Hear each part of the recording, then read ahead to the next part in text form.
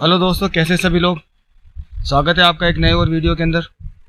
आज हम बात करेंगे स्टिकर वीज़ा, ई वीज़ा और वीज़ा ऑन अराइवल में क्या डिफरेंस है। देखिए क्या है कि ना, जब हम थाईलैंड घूमने के लिए जाते हैं, किसी भी कंट्री में घूमने के लिए जाते हैं, तो हमारे उनका एक अलग अलग प्रोसेस होता है। और मोस्टली जो कंट्रीज होती है वो ई वीज़ा देती है, ठीक है, और एक है ना स्टिकर वीज़ा देती है। कुछ कंट्रीज है जो वीज़ा ऑन अराइवल देती है, जिसमें से एक है थाईलैंड। तो थाईलैंड आप जाते हो तो थाईलैंड में आपको वीज़ा ऑन अराइवल मिलता है, जो फैसिलिटीज़ सभी कंट्रीज़ में नहीं है, लेकिन हाँ कुछ कंट्रीज़ में है, तो वीज़ा ऑन अराइवल आपको मिल जाता है। तो एक अच्छा प्रोसेस है जो थाईलैंड ने इनिशिएट किया हुआ है। और ये अपनी सहूलियत के लिए क्या, ठीक है, आपको है ना वीज़ा के लिए परेशान नहीं होना पड़ेगा अपनी कंट्री के अंदर। आप यहाँ पे आकर के भी वीज़ा प्रोसेस वहाँ का थाईलैंड का बहुत ईजी है। वहाँ पे आपको कोई ज़्यादा डॉक्यूमेंटेशन की जरूरत नहीं पड़ती है। आप सिंपली वहाँ पे जा कर के अपने डॉक्यूमेंट्स दिखा करके और वीज़ा ले लेते हो। वहाँ पे ऐसा वो नहीं है। अभी आप यूएस का वीज़ा लेने जाते हो तो एक बहुत लंबा प्रोसेस है, उसका इंटरव्यू भी होता है, एग्ज़ाम होता है, और काफ़ी प्रोसेस होने के बाद भी वीज़ा रिजेक्ट हो जाता है कई बार। मोस्टली टाइम होता है ये, यूएस का वीज़ा इतनी आसानी से लगता नहीं है। लेकिन कुछ कंट्रीज होती है जिनका सिर्फ डॉक्यूमेंटेशन ही इनफ है वीज़ा लेने के लिए। तो उनमें से एक है थाईलैंड, जिसका वीज़ा प्रोसेस इतना ईजी है कि आप आसानी से ट्रैवल कर सकते हो थाईलैंड कभी भी। अब अपन बात करते हैं कि ये तीन तरह के वीज़ा होते हैं। लोग कंफ्यूज रहते हैं कि तीन तरह के वीज़ा होते हैं, स्टिकर वीज़ा होता है, ई वीज़ा होता है और वीज़ा ऑन अराइवल होता है। तीनों क्या है, वीज़ा कौन सा लेना चाहिए हमारे को। तो उसके लिए मैं आपको बताना चाहूँगा कि आप कोई सा भी वीज़ा ले सकते हो। डिपेंड करता है कि आप कैसे वीज़ा लेना चाहते हो और किस पर्पज़ से वीज़ा लेना चाहते हो, ये डिपेंड करता है। सबसे पहले हम बात करते हैं वीज़ा ऑन अराइवल की, जो सबसे इजी प्रोसेस है, जिसके बारे में आप लोगों को भी काफ़ी अच्छी नॉलेज है। वीज़ा ऑन अराइवल के बारे में बात करते हैं तो वीज़ा ऑन अराइवल एक ऐसी चीज़ है कि है ना, बहुत ईजी प्रोसेस है। सिंपली आप ट्रैवल कीजिए। आप यहाँ से इंडिया से बैंकॉक जाते हैं, बैंकॉक जाने के बाद वहाँ पे वीज़ा काउंटर पे जाते हैं। वहाँ जाकर के अपनी रिटर्न टिकट, अपना होटल बुकिंग वगैरह दिखाते हैं, और उसके बाद में आप आसानी से वो वीज़ा ले पाते हैं।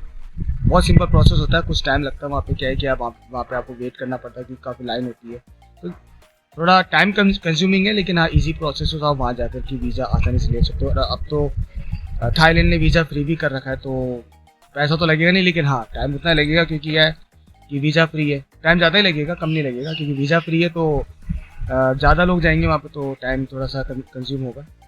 लेकिन आपको डिफरेंस बता देता हूँ कि स्टिकर वीज़ा और ई वीज़ा और वीज़ा ऑन अराइवल के अंदर क्या है।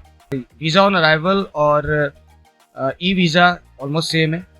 वीज़ा ऑन अराइवल आपको वहाँ जाकर के मिलता है। ई वीज़ा आप इंडिया से ले सकते हैं, आप ऑनलाइन अप्लाई करते हैं। आप सिंपली आप वेबसाइट पे जाते हैं, वेबसाइट पे जाने के बाद में आप वीज़ा के लिए अप्लाई करते हैं, जो भी फीस वगैरह होती है वो भरते हैं, और विद इन आवर्स आपके पास में ई वीज़ा आ जाता है। उसका कोई लंबा चौड़ा कोई प्रोसेस नहीं है, कोई लंबी चौड़ी डॉक्यूमेंटेशन रिक्वायरमेंट नहीं है। वो सिंपल एक टूरिस्ट वीज़ा है। डिफरेंस ये है कि वीज़ा ऑन अराइवल आप थाईलैंड में जाकर के आप एंटर करने के बाद में या थाईलैंड में लैंड करने के बाद में आप वीज़ा ऑन अराइवल लेते हैं, और ई वीज़ा आप घर बैठे इंडिया से ही आप ले लेते हैं। विद इन एन आवर्स आप फीस भरते हैं। फीस में भी डिफरेंस होता है। जो वीज़ा ऑन अराइवल है वो थोड़ा सस्ता पड़ता है और उसकी फ़ीस कम होती है, और ई वीज़ा की फ़ीस थोड़ी सी ज़्यादा होती है, जो आपको यहाँ इंडिया में देनी पड़ती है, क्योंकि आपका कुछ भी नहीं लग रहा। आप सिंपली आप ऑनलाइन अप्लाई करते हो, वीज़ा आपके ईमेल पे आ जाता है, उसका प्रिंट आउट लेकर के आप वहाँ जाते हो, थाईलैंड में एंटर करते हो बड़ी ईजीली। स्टिकर वीज़ा भी एक तरह से टूरिस्ट वीज़ा है, लेकिन उसके अंदर कुछ फैसिलिटीज़ है हमारे पास में। अगर आप थाईलैंड में जाके बिजनेस पर्पज से आप जाना चाहते हैं, वहाँ पे अगर आपको काम करना है, आपने सोच रखा है कि वहाँ पे घूम भी लूँ साथ में, अगर मैं कुछ अच्छा वहाँ पे काम मिल जाता है तो काम कर लूँ, या फिर है ना आपको बिजनेस स्टार्ट करना है वहाँ पे, तो आप स्टिकर वीज़ा लेकर के जाएंगे। आप वीज़ा ऑन अराइवल या ई वीज़ा पे आप जाकर के वहाँ बिजनेस स्टार्ट नहीं कर सकते, आप अप्लाई नहीं कर सकते किसी भी बिजनेस के लिए। अगर आप बिजनेस पर्पज से जा रहे हो तो आपको स्टिकर वीज़ा ही लेकर जाना पड़ेगा, क्योंकि स्टिकर वीज़ा के अंदर ये होता है कि हाँ, अगर आप बिजनेस के पर्पज से आना चाहते हैं तो आप स्टिकर वीज़ा लेकर के आए, तब आप वहाँ पे वर्क परमिट के लिए अप्लाई कर सकते हैं।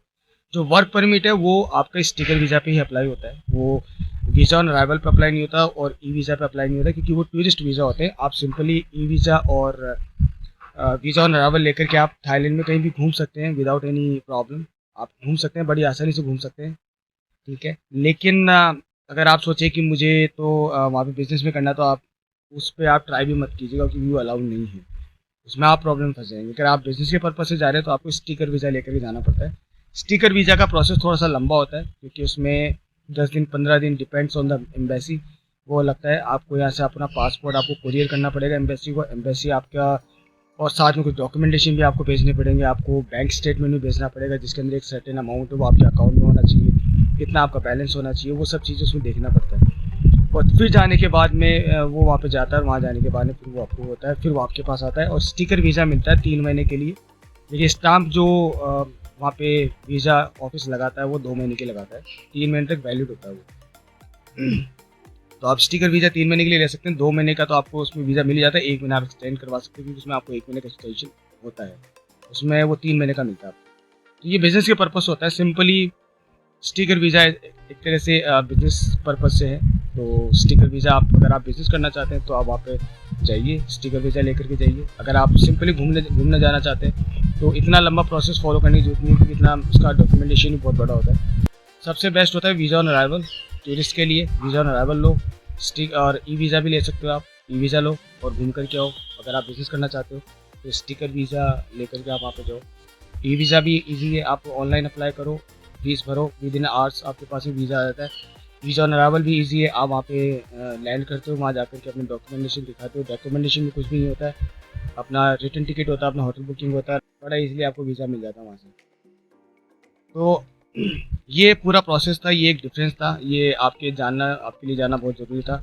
और भी नई नई चीज़ें और भी अपडेट्स मैं आपको के साथ शेयर करता रहूँगा ताकि आपको किसी तरीके की कोई प्रॉब्लम ना हो। अगर किसी और टॉपिक पे आप चाहते हो कि मैं आपके लिए वीडियो बनाऊँ, आपको इन्फॉर्मेशन दूँ, तो आप कमेंट में लिख सकते हो कि आपको इस बारे में जानना, तो उसके बारे में आपको वीडियो बना दूँगा। तो do subscribe my channel and video अच्छा लगा तो लाइक कर देना।